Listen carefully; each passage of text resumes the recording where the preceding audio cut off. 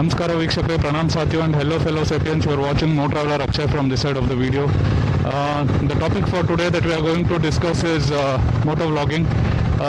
How do I do motovlogging, or what is my motovlogging setup?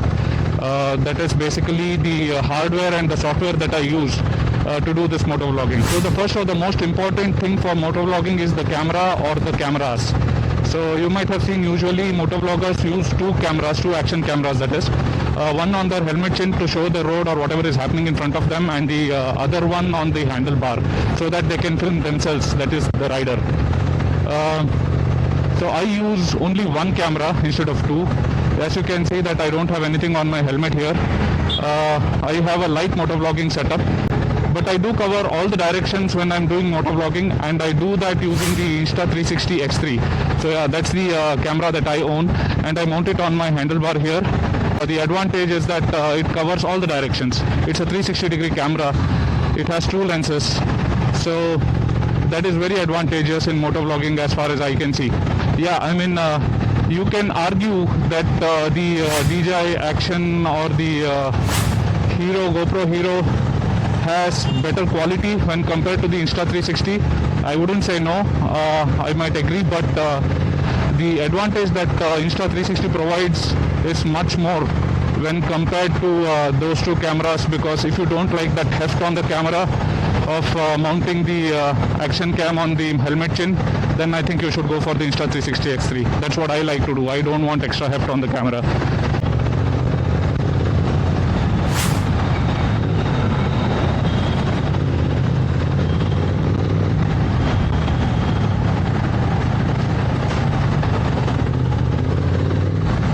Reframe the video in post or while editing, so that it becomes easier for any motovlogger to reframe any directions in the 360 bubble that is there around the camera. And you cannot be caught off guard with that, because any event that happens on road, say an accident or some event, it can be easily caught in this camera. And then during the editing, you can frame it to that direction where that event is happening, and it becomes very easy for you. Can be zoomed in or out to any scale. Of course, there's a bit of a compromise in quality in that, but that's okay.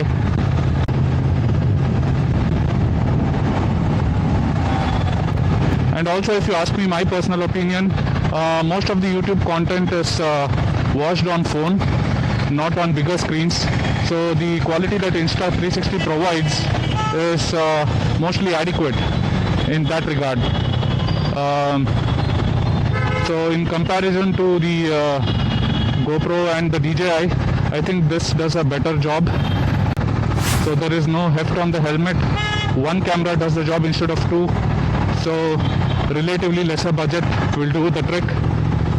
That's what I feel. So I bought the Insta360 X3 as soon as it got launched last year, but now there is the Insta360 X4 which has been launched recently.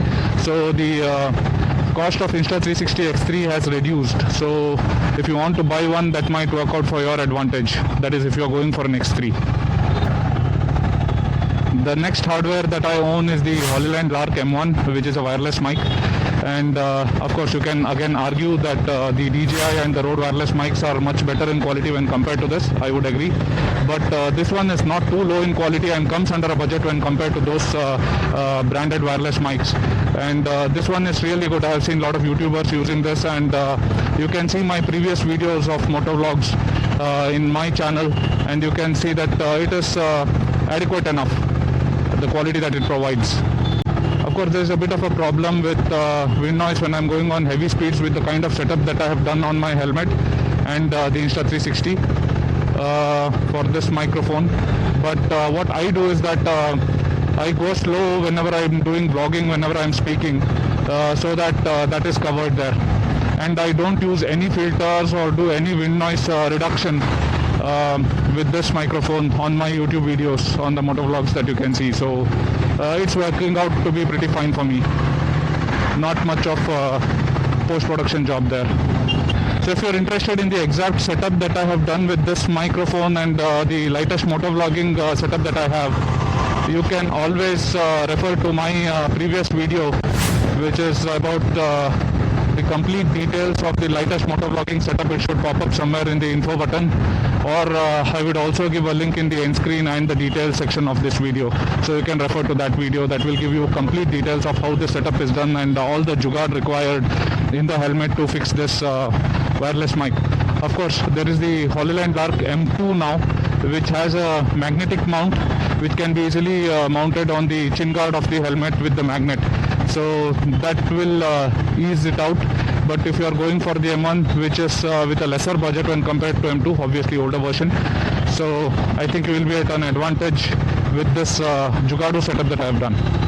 So the third and the last hardware that I use for motovlogging is my phone, that is the Samsung Note 20 Ultra.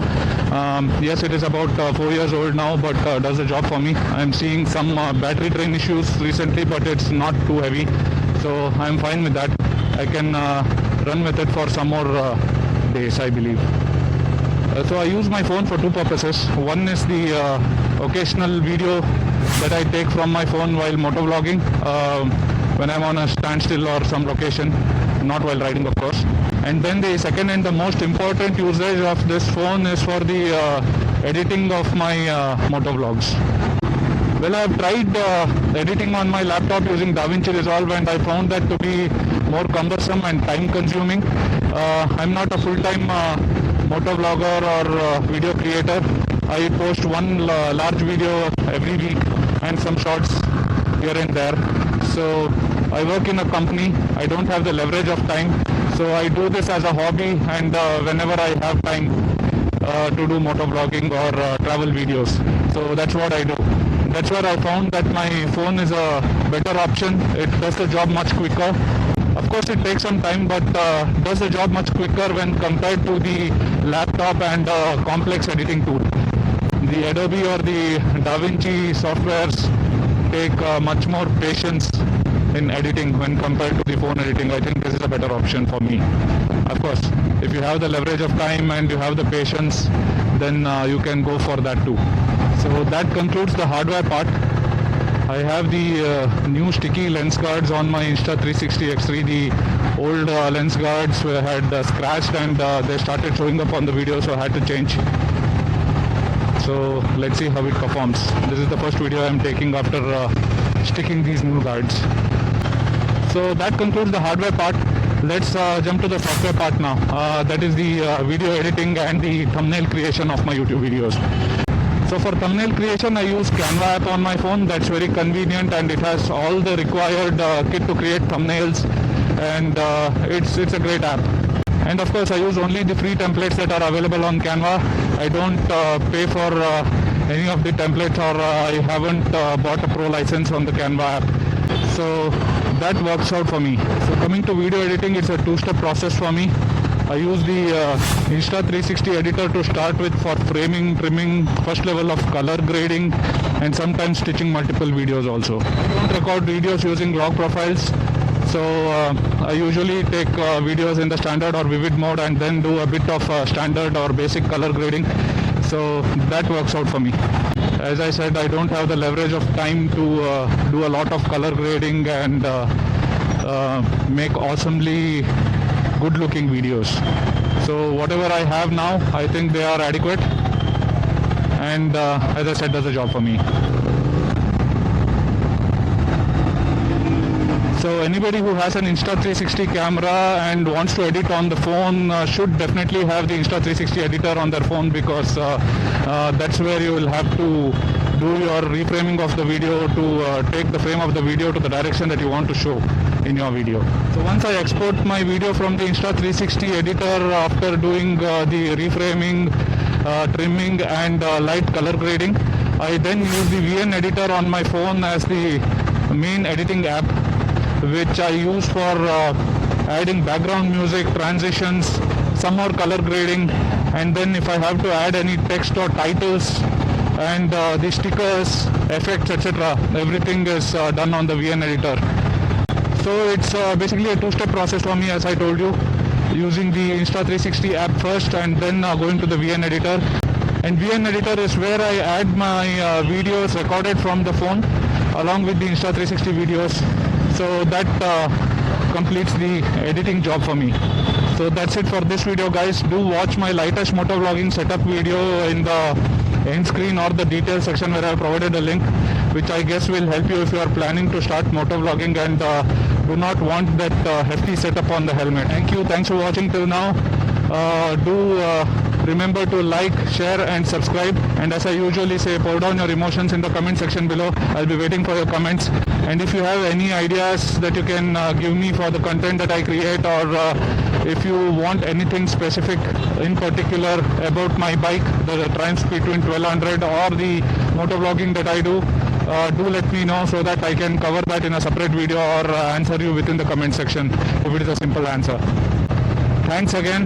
Until the next time, ciao.